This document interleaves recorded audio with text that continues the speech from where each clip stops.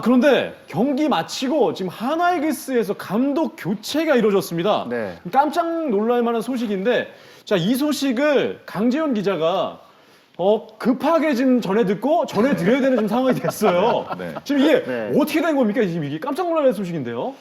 일단 수베로 감독이 3년 계약을 못 채우고 일단 물러나게 됐고요. 네. 경기 후에 클럽하우스에 들려서 선수들에게 인사를 하고 뭐 퇴장을 했다고 합니다. 지금 갑자기 이렇게 되는 그렇죠. 거죠. 일단은 경기 후에 아마 보도 자료를 준비를 했던 것 같아요. 네. 그래서 아마 그 경기 전에 언질이 있었던 것 같고 네, 그래서 그렇죠. 공식화한 거고 그다음에 중요한 거는 퓨처스에 있던 최원호 네.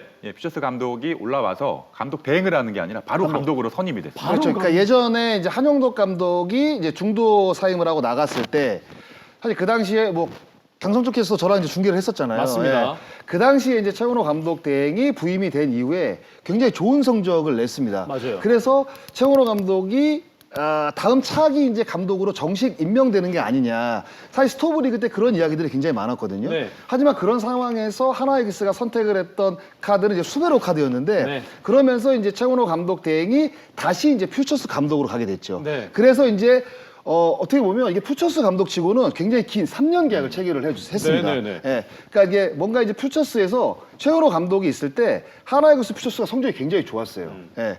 그런 어떤 그 공로를 인정을 받아서 이제 장기 계약을 이제 체결을 했는데 사실 올 시즌을 앞두고 이 수베로 감독에 대한 이야기가 굉장히 많았잖아요. 많았었죠. 손혁 단장이 새로 부임을 하면서 가장 기자들한테 많은 질문을 받았던 부분이 과연 수베로 감독이 3년 계약을 채우는 동행을 올해까지도 이어갈 것이냐 이런 질문을 가장 많이 받았습니다. 네. 그런 상황에서 손혁 단장이 딱 얘기를 했죠. 무조건 올해 수베로로 간다.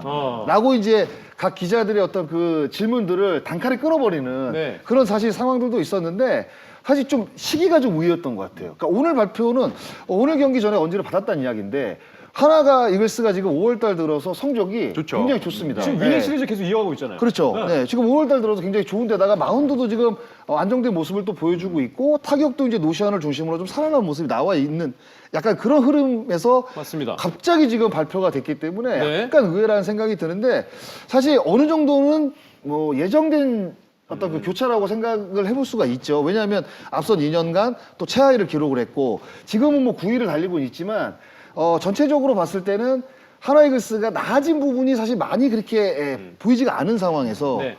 저는 이 사실상 뭐 계약 해지라고 하는데 경질이라고 봐야 될 것 같거든요. 네. 네. 뭐 이런 느낌이 아마 좀 진작부터 좀 있었는데 갑작스럽게 이제 이렇게 나오다 보니까 약간 의외였던 것 정말 있는 것 좀 같아요. 당황스러운 부분이 있는데 네. 아마 지금 취재하시는 동안에 강재현 기자는 혹시 이 하나이글스의 감독 교체설이나 이런 얘기 혹시 들으신 적이 있으셨습니까? 사실 아까 지금 네. 장 선생도 말씀하셨지만 교체 시점이 상당히 애매한 것 같아요. 그러니까요. 성적도 나쁘지 않았고 네. 이게 사실 뭐 기존에 있을 때 보면은 팀 1군 성적이 안 좋을 때 가장 할 수 있는 쉬운 방법이 1, 2군 코칭 세포를 바꾸는 거거든요. 네. 보통 코치들을 내려보내고 분위기 쇄신, 선수들에게 책임감도 부여하고 이런 것들을 하는데 감독을 이렇게 갑자기 바꿨다라는 거는 네. 상당히 시점도 그렇고 그 배경이 과연 뭘까 음. 이게 참 궁금하게 만드는 그런 뭐 결단인 것 같습니다. 근데 이게 사실 흐름으로 봤을 때 네.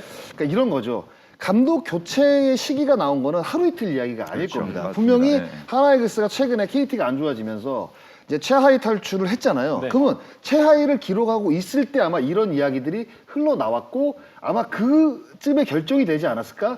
결정이 어느 정도 됐는데 이제 하나이글스가 뭔가 이제 토탈 밸런스도 맞아가고 뭔가 이제 성적이 굉장히 좋다 보니까 약간 의외로 이제 느껴지는 거죠. 네, 네. 감독 교체를 하는 결정을 어떻게 하루 이틀 만에 결정을 하겠습니까? 저는 최소한 일주일에서 열흘 정도는 하나 구단이 막 손혁 단장 뭐 이렇게 프런트 쪽에서 이야기가 저는 분명히 나왔을 것으로 생각이 들거든요. 네. 그런 그 결과물이 나왔기 때문에 이렇게 내가 봤을 때 어느 정도 이렇게 예측된 그러니까 네네. 시기에 감독 교체가 좀 이루어지지 않았나? 사실 이렇게 뭐 생각해 볼 수 있을 것 같아요. 그러니까 수베로 감독 2021년부터 팀을 맡아서 지금까지 끌어왔는데 이렇게 시즌 도중에 해임이 되면서 결국 이제 새로운 감독으로 최원호 감독으로 교체가 됐습니다. 이 최원호 감독은 이제 3년 총액 14억 원을 받게 됐는데요.